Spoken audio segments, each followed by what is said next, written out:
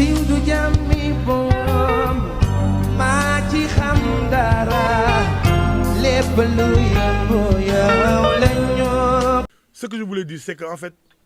on se rend compte de l'incohérence de la politique de Macky Sall. Tu ne peux pas te permettre de rassembler les milliers de Sénégalais dans une salle, faire ton talk show, ton showtime, parler de l'emploi des jeunes, alors qu'il y a déjà 500 Sénégalais qui travaillent bénévolement, avec tous les risques qui s'y est,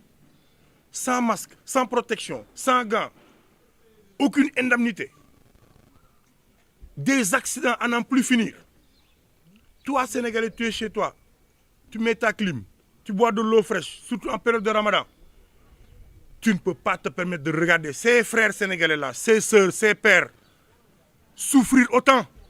ne pas percevoir leur salaire, vivre des conditions mais catastrophiques dans une boîte où les patrons, les je ne sais pas, les nantis roulent en 4x4, hein, s'occupent de leur famille. Pendant ce temps-là, c'est ceux qui font le boulot sur le terrain. Parce que chaque Sénégalais, ne serait-ce qu'une seule fois, tu as vu des agents de la Sénélec monter sur le poteau, prendre des risques, sans indemnité, rien du tout. Et il faut que cela cesse.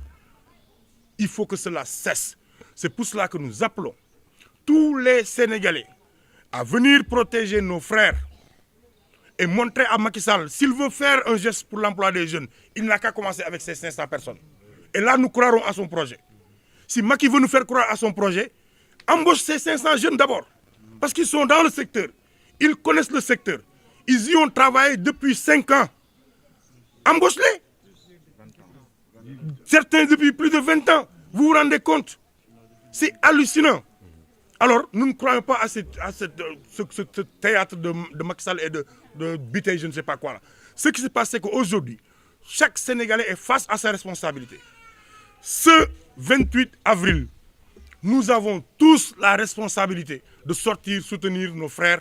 à la place de la nation, marcher jusqu'à rond-point RTS de 11h à 13h. C'est un devoir citoyen que de sortir, soutenir nos frères. Donc nous lançons cet appel à tous les Sénégalais. Nous vous encourageons encore 100 000 fois. Nous vous félicitons. C'est grâce à vous qu'aujourd'hui, nous pouvons avoir de l'eau fraîche pendant ce mois de Ramadan. C'est grâce à vous que nos sœurs, nos mamans peuvent regarder leurs séries télévisées. C'est grâce à vous que nos enfants peuvent étudier le soir. Alors, on ne peut pas rester sans rien faire devant cette injustice. Donc, nous appelons tous les Sénégalais à sortir massivement le 28, Inch'Allah, à la place de la Nation, de 11h à 13h, marcher jusqu'au rond-point RTS pour s'indigner, pour encore montrer à Macky Sall que li muy wax caaxaan la. Macky, tu ne peux plus nous tromper. Si tu veux faire un geste pour l'emploi, commence avec nos 500 frères. Wassalam. def naa fanweeri at ak ñett Sénélec am juróom-ñaar fukki at ak ñaar amical bu jaar Sénélec su ma ko cotisewul conseillé naa ko maak Habib Aïdara bu secrétaire général Sutelec ñoo départoon ñu dem ba 2003 ñu doog ñoo jox CDD 2004 embauchement yi jóg man maa doon coordinateur délégation centre est bu Kaolack comme que délégué bi jëloon na ay gorom dugal débauché ay nit ma signalé ko au niveau de Mademba Sow gars yi bañ a renouveler sama contrat ma toog di defar prestation ba retraité sans pension ma ne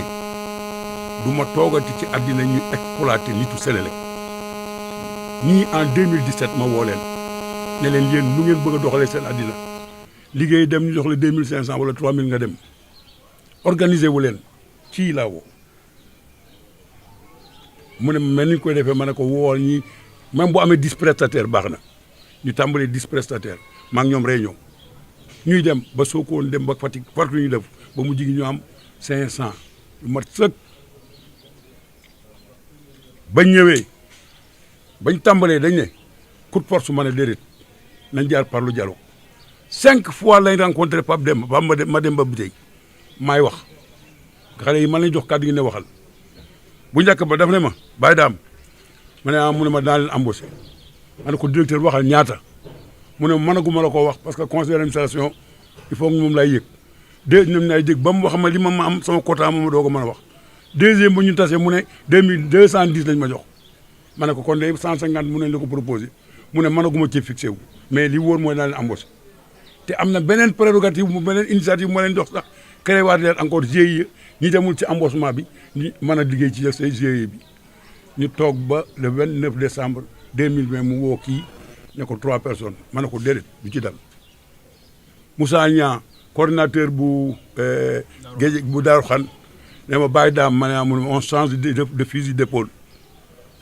ma ne ko nañ xaar ba kera ma woo kii ne ko comme que ñun bi ñuy tëj bi ñu créé ba ñëw pour gars yi xam ñu dañoo génn dans la presse Matar Cissé interpellé ñu convoqué leen Dakar Pape Demba il persiste ne ñoom du leen dimbale nañ génn ñu génn léegi ma xam lu bari loo xam ne dund naa ko Senelec lenteur administrative yeeg lenteur yi financière yi nga xam ne duñu fay gars yi yëpp xam naa ko Senelec dafay naxaate dafay foofu luy prestation rek ci Senelec ñi koy lebal ay fourniture muy rigay ay oto mag yëpp lay booleeg ñi nga xam ne ay employé lañ di liggéey ñaq wala mu fay leen ñu toog ay 3-4 mois doog leen jox mandat def benn pièce de caisse ñu décaissé ko doog ko éventuler loolu mu indi retard yi ñi gérer GIE yi c'est des cadres retraités direction générale des politiques agréé leen jox leen GIE yi ñoom buñ fayoo dañuy lekk seen wàll ba pare ka leen nekkal te GIE ba di ko corté ñu daal di ko jox wàllam il n'arrive pas à payer les travailleurs voilà le mal léegi nag may wax président de la république moo woo barki démb rek mu woote ne politique de jeunesse lay def surtout l'emploi des jeunes maa xam la bala nga créer ay DER li créer ay FNPJ ñii def 5 ans 10 ans 18 ans 20 ans ci boîte mais régulariser leen comme que moom jàmm la bëgg li fi xewoon gis na ko te ñun bëggatuñ dellu ci loolu na woo Pape Demba bi tey mettre ko devant ses responsabilités et puis mieux kii ministre de l'énergie bu jigéen bi jox na ko correspondant wax ak moom ba ministre bi ne ko naa def lépp pour ñu embaucher leen ba tey elle n'a pas réagi te ni woo na directeur waxtaan ak moom directeur bañ préfet na xam ne ñun droit de marche dañ ko inscrit ci constitution bi te dañ ne adresser la demande 15 jours plus ou 3 jours moins c'est-à-dire 15 jours francs ou 3 jours francs na nga ko def 15 jours li gën a gaaw ma toog bu la tontuwul bu demee ba ca 3e jour ba wala 4e jour bi renouvelé ko war na laa tontu depuis le 15 depuis le 1er jour de la demande ou le 2e jour de la demande wala le dernier jour l'avant-dernier jour de la demande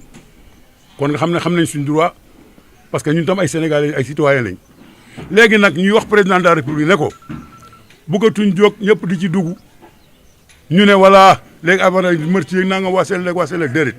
moo tax on a invité la société civile en l'occurrence Y'en a marre li tax ñu am ci moom rapproché wu ci moom wóolu ko dañoo gis mu def ay preuve am dañoo apolitique te bëgguñ ku daan doomi aadama wala ku ko ñàkkal doole mbaa ku ko exploité moo tax ñu am ci ñoom yaakaar ñëw ànd ak ñoom ñu leen di waxal ñoom parce que bala ngaa wax borom réew mi waxal ak ñi ngay àndal ne ñun wax nañ leen ñun bañu ci dara parce que damaa gis benn adage léegi bi ngeen def fi benn proverbe il n'y a pas de destin forclos mais de responsabilité désertée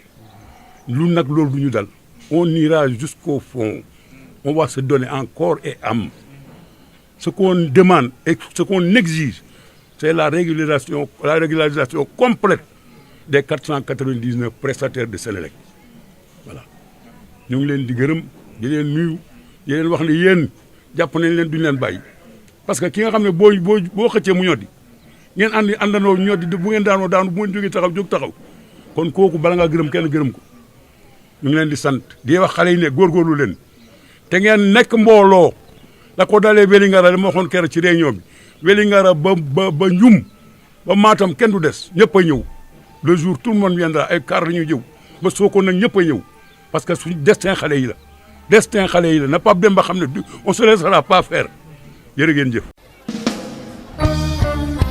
siiw du jàmmi boom